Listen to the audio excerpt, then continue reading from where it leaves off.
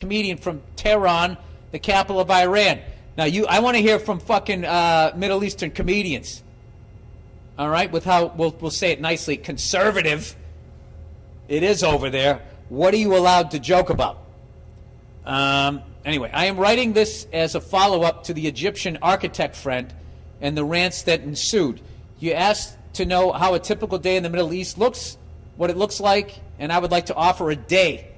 We should have like the Beatles, Day in the Life playing right now. From when I was a student in the Tehran University of Fine Arts. You guys got a football team? What are you ranked? What is the game over there? Soccer, cricket, stoning someone to death. Fuck you. You called me a bald cuck. Hope you find it interesting. All right. I would wake up around 8 in the morning, and I would catch a taxi to the subway station. Jeez, look at you with all the public transportation. To what? To take it to a bus? We have a different sort of taxi system. Just like buses and subways, there are taxis that take 4 passengers and have a set route, and you can get out wherever you need to, if not at the end. Oh, I get it. There was a great coffee place just by the subway. I would get a double espresso and smoke a joint before getting on to the, what I would imagine, New York-esque crowded train. I would get off at the university. The women are wearing, oh Jesus, hijab, H-I-J-A-B, anybody? Hijab. Was it? I think it's hijab, right? Hijab, all right, wearing hijab. Ranging all the way from a 20-year-old petite girl in a white shirt and a black leather jacket and sunglasses, and all wearing the hijab, the traditional thing, to somebody like dressing more, I guess, Western style, and have a scarf on top of their head. Imagine Uma Thurman from Pulp Fiction with a leather jacket and scarf on top of her head, to the black, full-on psycho, if a man sees my hair, I will be hung by the strings of hair. Okay? That he saw in hell for eternity to pay for it. The guys, however, are dressed as you would imagine any guy in the Middle East or metropolis. Suits, overcoats, sweaters, T-shirts, and jeans, the whole deal.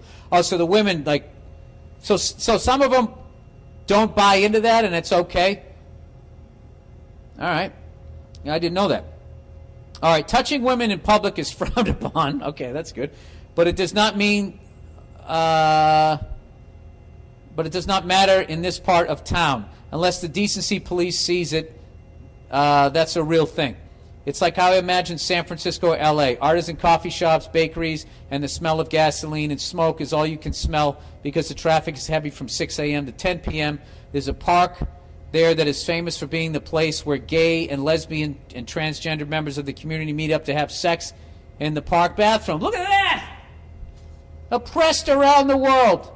When will gay people be allowed to have sex in a bedroom like straight people? And if elected, I say gays are not limited to having sex in a porta potty. I myself have been asked if I wanted to have sex with an older gentleman for money. Unfortunately, it was more of a $50 sort of situation, not the indecent proposal kind. No $1 million, all right? People are running around and hustling the whole damn day. So it sounds the same as over here. All the sides of the streets are filled with people selling books, homemade jewelry, and cool matchboxes with AC/DC on them, or my favorite, a Tom York Bic lighter. Every few minutes, you see someone wearing a cool T-shirt, a Pickrick shirt, or a hot girl with short hair supporting a vintage design Nirvana T-shirt that was made 2 weeks ago, found in a gallery somewhere. After classes in the afternoon, we would go to my friend's bookstore on the -1 floor in a mall a few streets down. We would sit in a circle researching French poetry and smoking hashish in a pipe that went around the table. This sounds great. I would take beer that me and my dad made that had almost 15% alcohol. We would spend the night drinking and smoking in that store, listening to Janis Joplin, Ball and Chain, and Jimi Hendrix, Are You Experienced?, which were the anthems of the store. Also, Sinner Man from Nina Simone. See, this is why aren't we getting along with these people? What is the problem now? There is no problem. It's the psychos at the top. Living in the Middle East is hard. The economy is shit, and the rules were forced upon us. We did not. Oh, here we go. We did not give consent to be born in an Islamic country, a country that I had to leave 2 years ago because of a threesome gone wrong. Sounds like you had one in the regular and then one hijab dress person. Can't imagine all the rules in that. Where are we? Which is a story for some other time if we're interested. You have no idea how many nights listening to you speak on repeat has saved me from the darkest hour, and how listening to you talk about the lovely Nia and your children has given me hope and something to look forward to. Thanks for that. Well, thank you for writing in. I don't speak for anyone else, but I'm sure there are others who would be able to find some truth in my statement. Wish you all the best and avail and have coitus with yourself. All right, thank you. Well, there you go. That sounds like a day in the life over here, essentially, right?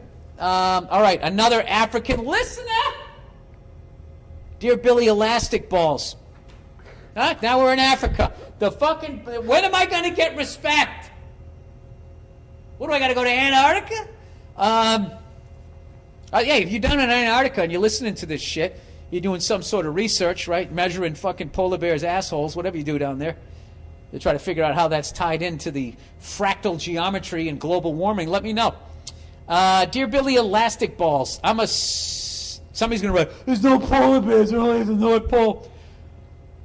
Do you know polar bears are raping grizzly bears in northern Canada?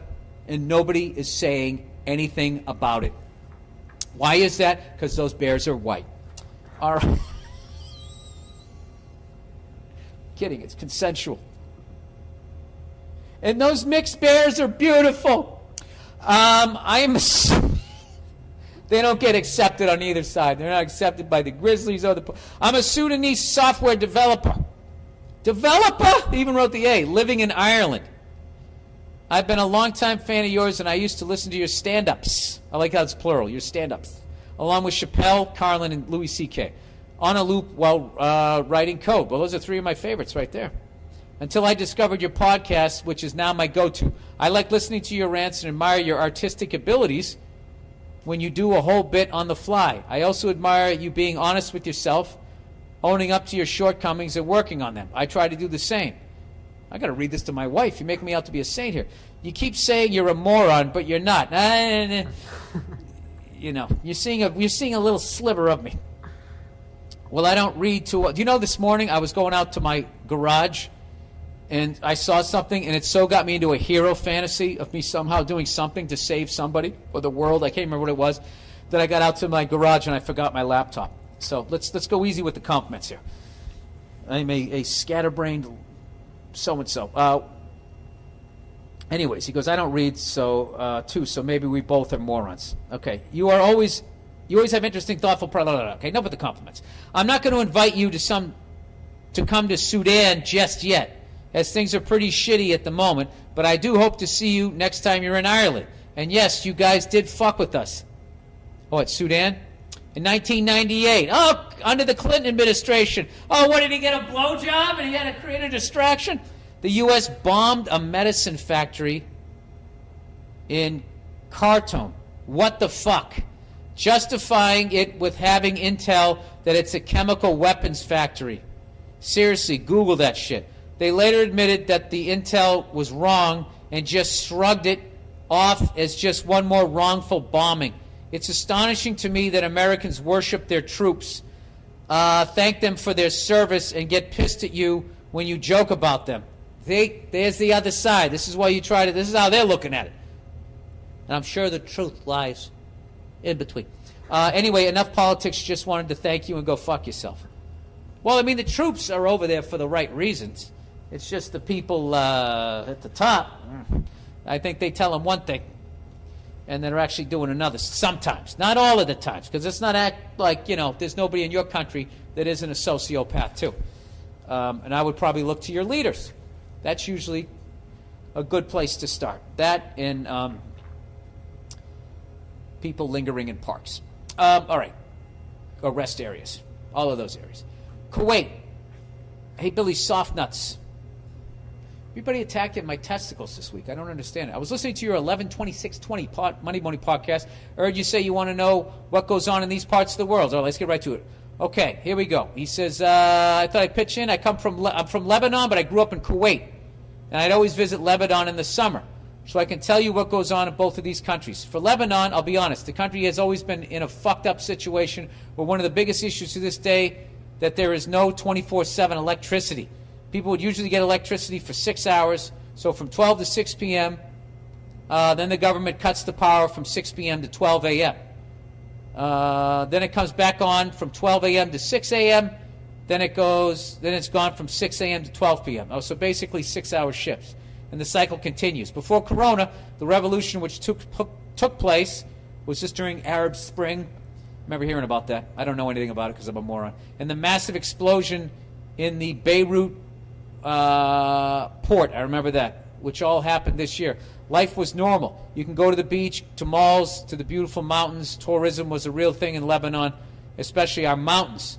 People from all over the Middle East would come here for the mountains. And then, of course, you go to parties in Lebanon, which many people would also consider Lebanon to be the Vegas of the Middle East in some ways.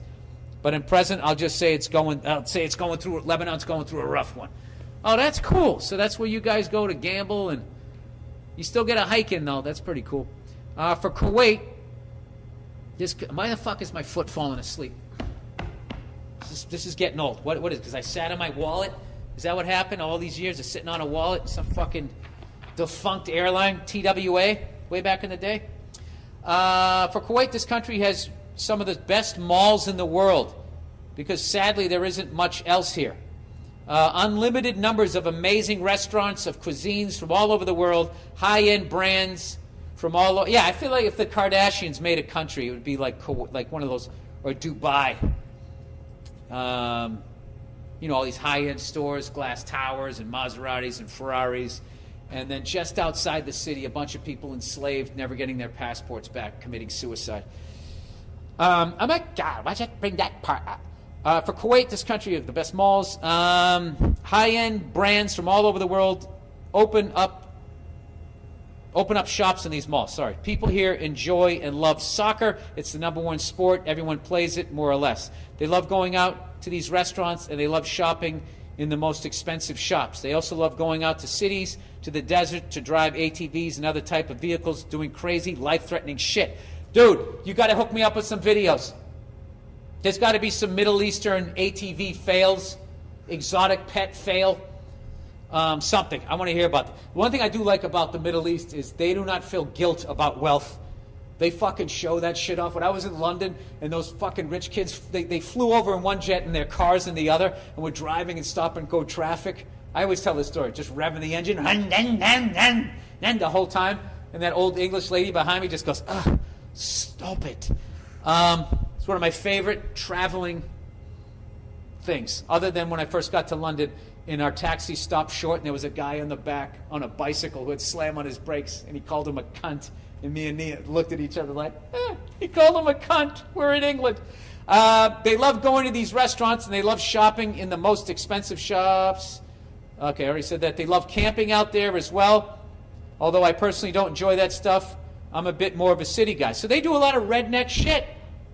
You guys should get together. A little country music. They could play you that shit in some time signature I never heard of. But yeah, most of the people over here just have a normal everyday life. Go to work, study, then they go out and try to have some fun. I hope you saw my first email, and I hope this email, All right, cool. All right, there we go.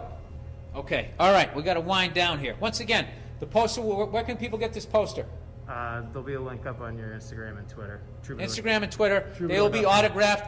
All the monies go to the great Troubadour, where all my favorite bands and all your future favorite bands get to perform here live. Thank you so much to everybody who actually takes the time to buy one. All right, dumb questions for employees. Here we go. European tour guide. All right, this guy gives tours over in Europe here. Hey, Bluey. I think that's my daughter, one of my favorite shows there. Many, many years ago, I worked for a travel company as a tour manager, taking 18 to 35-year-olds through Europe. I had loads of funny questions. Here are a few I can remember. Number one, thinking a spectacular waterfall in Switzerland was man-made and controlled. What time did they turn off the waterfall? I love how they're going to assume that all of these were American.